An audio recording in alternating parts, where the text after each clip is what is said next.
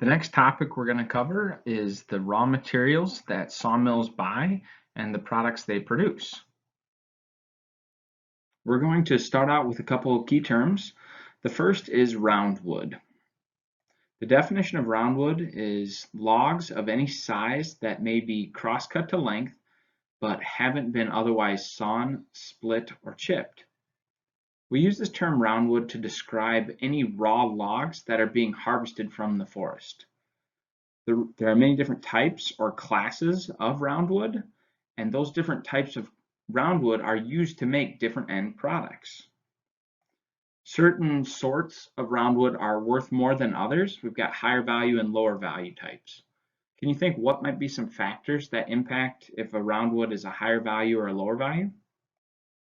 A few key variables we'll touch on include the size of the log, the species, as well as the quality. Is it a pretty straight log or is it kind of crooked, full of knots, etc.?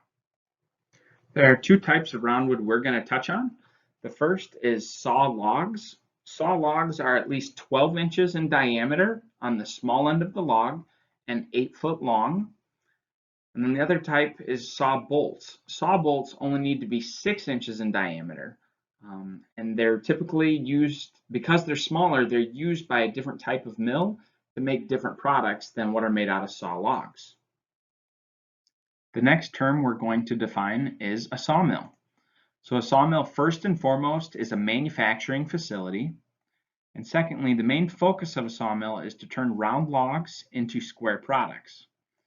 Now, mills can specialize in certain types of logs and the finished products that they produce. So for instance, this is a picture of red pine saw logs, and certain mills will specialize in pine, and they produce typically dimension lumber. So think 2x4s and 2x6s for construction purposes. Another example of a type of sawmill that specializes in a certain type of roundwood and finished product would be a bolt mill. So we talked about these bolts are typically a little smaller than saw logs, and a bolt mill is going to have a special manufacturing process that handles those small logs and turns them into pallet parts really quickly.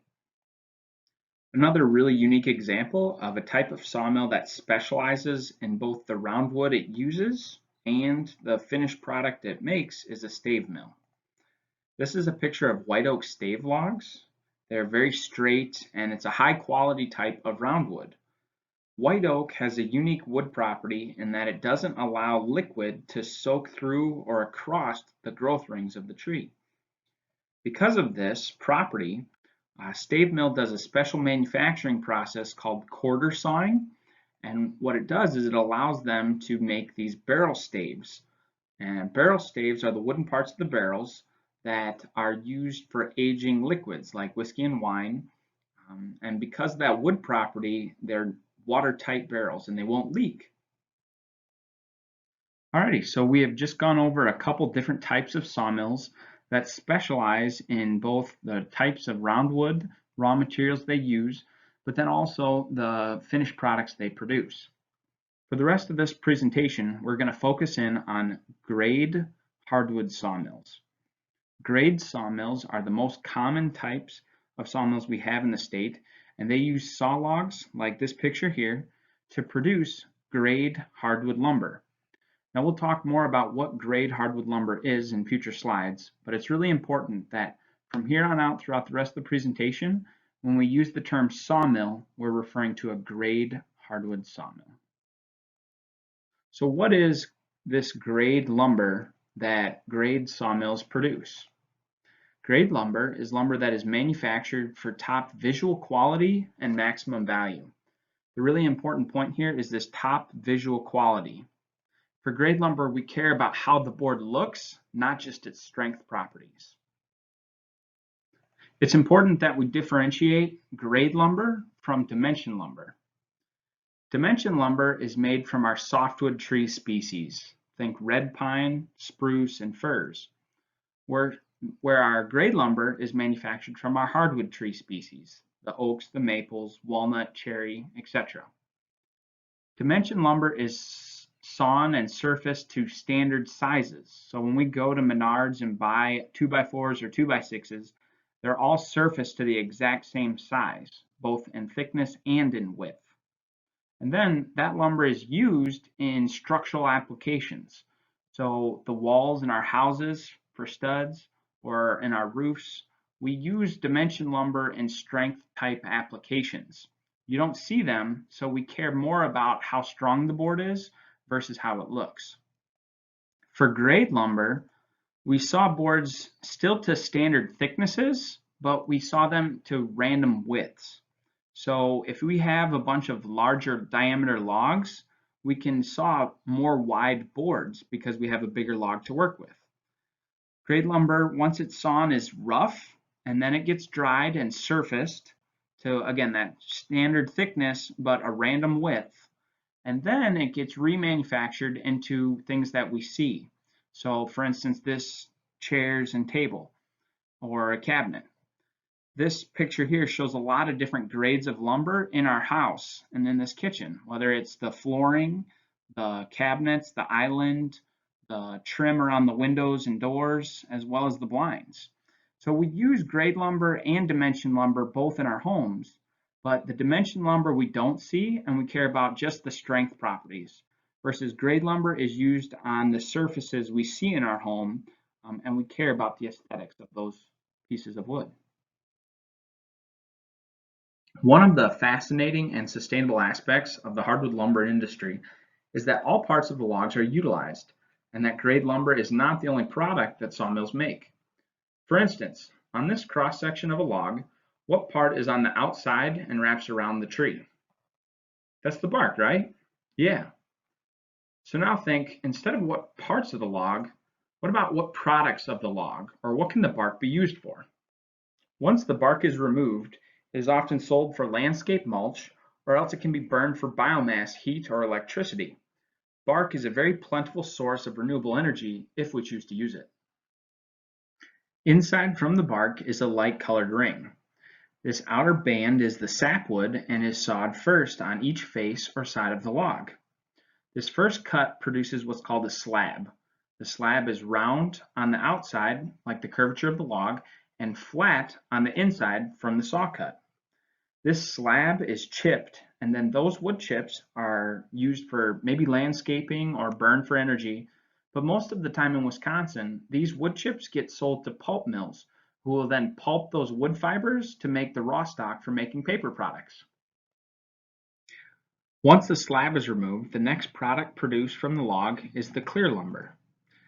The reason the clear lumber comes from the outside of the log is because as the tree grows, it shades out its lower branches, and then those branches die and fall off. As the new growth rings form on the outside of the tree, they're going to cover up those old branches, which are now knots that formed at the center of the tree, and leave clear wood on the outside. So as a quick review, we know that grade lumber is lumber that's manufactured for visual quality. It's important to note that mills sort many different grades or quality classes of grade lumber. There are industry standard grades that are organized through the National Hardwood Lumber Association, or NHLA, as well as many company-specific grades that are proprietary grades for that individual company. We're going to talk about two broad categories of grade lumber, the uppers and low grade. Uppers is an industry term for the high grade or the highest quality clear lumber. That lumber has long, clear portions and very few defects. And because of that high percentage that's clear, they're very expensive, and they're used in special applications that need those clear pieces that are very long. So for instance, molding around the room or trim around doors, as well as door frames, would be end products that use this high grade top quality of lumber. So again, our high grade or clear lumber comes from that very outside of the log. Once the high grade clear boards are sawn, the next lumber cut is the low grade lumber. As you saw closer to the pith or center of the log, more defects occur, and thus lower grade lumber is produced. Here's a picture of some low grade lumber.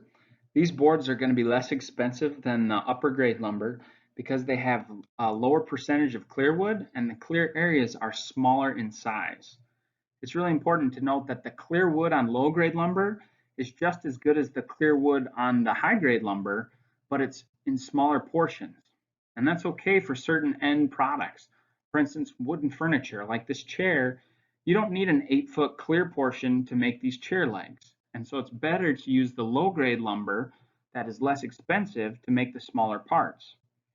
Another really common use for low-grade lumber is flooring, where those smaller clear areas, as well as a few knots, are okay.